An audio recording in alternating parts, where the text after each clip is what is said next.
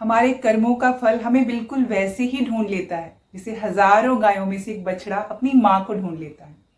नमस्कार दोस्तों, आज मैं आपके साथ शेयर करने वाली हूँ महात्मा बुद्ध की और एक ऐसे लड़के की कहानी जिसके पिता की मृत्यु अभी अभी हुई थी।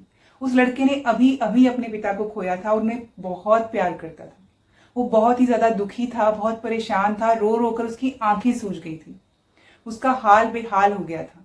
वो बहुत ही ज्यादा परेशान था, दुखी था और चिंतित था। और अपनी चिंता को बताने के लिए वो महात्मा बुद्ध के पास पहुंचा और हाथ जोड़कर कहने लगा कि मैंने अभी अभी अपने पिता को खोया है और जिन पंडितों पुरोहितों ने उनका क्रियाक्रम किया है वो कहते हैं कि वो स्वर्ग जाएंगे, लेकिन इस चीज का तो कोई प्रूफ नहीं है ना कि वो स्वर्ग में जाएंगे, वहां सुख से और शांति से रहेंगे, उनका आगे का जीवन अच्छा होगा। अगर वो नरक चले गए तो, अगर वो स्वर्ग की जगह नरक पहुंच गए होंगे तो मुझे कैसे पता चलेगा कि वो कहाँ पहुंचे हैं, उनकी आगे की क्या दशा है। महात्मा बुद्ध समझ गए कि ये लड़का अभी कुछ भी समझाए जाने की स्थिति में नहीं है। ये बहुत परेशान है, इसको लॉजिक से शिक्षा देकर समझाया नहीं जा सकता। उसे कहने लगे कि तुम ऐसे करो, मैं तुम्हें पूरा अच्छे से समझा दूंगा कि वो नरक में है या स्वर्ग में है। इसका पूरा ज्ञान मुझे है, मैं तुम्हें बता दूंगा। उसको धैर्य बंधाते हुए, उसका विश्वास जीतते हुए बुद्ध उसे कहने लगे कि तुम पहले बाजार जाओ, वहां जाकर 2 घड़े खरीदो। एक घड़े में कंकर भर देना और एक घड़े में तुम जो है घी भर देना, और उन दोनों घड़ों को ढक्कन लगाकर बंद कर देना। और फिर उन दोनों घड़ों को वहां लेकर तालाब के पास पहुंचना। वहां सुबह मैं तुम्हारा इंतजार करूंगा। लड़का बिल्कुल राजी हो गया। उसने बिल्कुल वैसे ही किया। घड़े खरीदे, एक में कंकर भरे, एक में घी भरा और ढक्कन लगाकर बंद करके उन दोनों घड़ों को लेकर वो तालाब के किनारे पहुंच गया।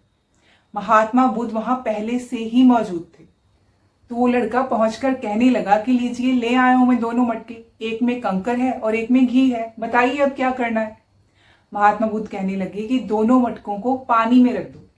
लड़के ने वैसे ही किया, क्योंकि वो जानना चाहता था कि उसके पिता आखिर पहुंचे कहाँ हैं, स्वर्ग या नर्क। इसलिए वो बिल्कुल वैसे ही करते जा रहा था जैसे महात्मा बुद्ध से करने को कह रहे थे। फिर महात्मा बुद्ध ने अपने हाथ में जो लाठी पकड़ी हुई थी उन्होंने उस लड़के के हाथ में दी और उसे कहने लगे कि दोनों मटकों को तोड़ डालो इस लाठी से। लड़के ने वैसे ही किया।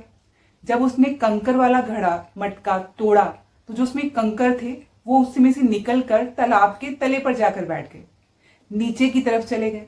और जब उसने घी वाला मटका तोड़ा तो जो घड़े के अंदर घी था वो पानी के ऊपर ऊपर बहने लगा, क्योंकि जैसा जिसका स्वभाव दोनों ने वैसा ही किया। कंकर वजन वाले थे, पत्थरों में वजन होता है, तो अपने वजन के कारण वो पानी की तरफ, नीचे की तरफ चले गए। और जो घी होता है वो हल्का होता है, पानी के ऊपर बहने लगता है, उसका स्वभाव है बहना, तो वो बहने लगा। तो इसके बाद महात्मा बुद्ध से कहने लगे कि अब ऐसे करो, अपने पंडितों और पुरोहितों को बुलाओ और उन्हें कहो कि ऐसी पूजा करें, भगवान के आगे प्रेयर करें, ताकि ये जो घी है ये नीचे चला जाए तले में, ये डूब जाए, और जो कंकर है वो ऊपर आ जाए, वो बहने लगे ऊपर तले पर आकर। लड़के को ऐसी बातें सुनकर बहुत गुस्सा आया। कहता, आप कहना क्या चाहते हो, ऐसे कैसे हो सकता है, कंकर कभी ऊपर बहते हैं, वो तो पत्थर तो नीचे ही चले जाते हैं। वो कहने लगा कि दोनों अपने स्वभाव के अनुसार ही तो काम कर रहे हैं। पत्थर भारी होते हैं, उनका स्वभाव है डूब जाना, और जो घी है उसका स्वभाव है उठकर ऊपर आ जाना। तो इसमें पंडित और पुरोहितों को बुलाने की क्या बात है, वो आकर क्या कर लेंगे, वो कुछ भी चेंज नहीं कर पाएंगे। महात्मा बुद्ध मुस्कुराए और कहने लगे, बिल्कुल इसी तरह पंडित और पुरोहित तुम्हारे पिता के स्वर्ग और नरक जाने को भी बदल नहीं सकते। अगर तुम्हारे पिता का स्वभाव निर्मल था, शांत था, वो लोगों को प्यार करते थे, तो वो भी बिल्कुल घी की तरह उठकर ऊपर आ जाएंगे। फिर उनका स्वर्ग जाना तय है, उनका आगे का जीवन तो संवरा ही हुआ है, क्योंकि उन्होंने कर्म अच्छे किए थे। तो अपने स्वभाव के अनुसार उनको आगे भी सब कुछ अच्छा ही मिलेगा। लेकिन अगर तुम्हारे पिता के कर्म हीन भावना से भरे हुए थे, लालच से भरे हुए थे, और उन्होंने अपनी पूरी जिंदगी दूसरों को कष्ट ही दिया, दूसरों से जलन की, दूसरों की निंदा की और उनको पीड़ा दी है, तो फिर उनके स्वभाव बिल्कुल पत्थर की तरह थे, और वो पत्थर की तरह ही उनके कर्म उनको ले डूबेंगे। फिर चाहे वो पंडित पुरोहित कितनी भी पूजा क्यों ना कर लें, वो कुछ भी बदल नहीं पाएंगे। तो अब तुम देखो कि तुम्हारे पिता का स्वभाव कैसा था, कंकरों की तरह, पत्थरों की तरह, या घी की तरह निर्मल। अगर तुम अपने पिता के स्वभाव को समझ जाओगे तो तुम ये भी समझ जाओगे कि अब वो कहां पहुंचे हैं। महात्मा बुद्ध की ये बातें सुनकर लड़का एकदम शांत हो गया और शर्मिंदा भी हो गया। उसे समझ में आ गया कि असल में महात्मा बुद्ध उसे क्या समझाना चाहते थे, और उनकी बातें सुनकर वो चुपचाप अपने घर की तरफ निकल पड़ा।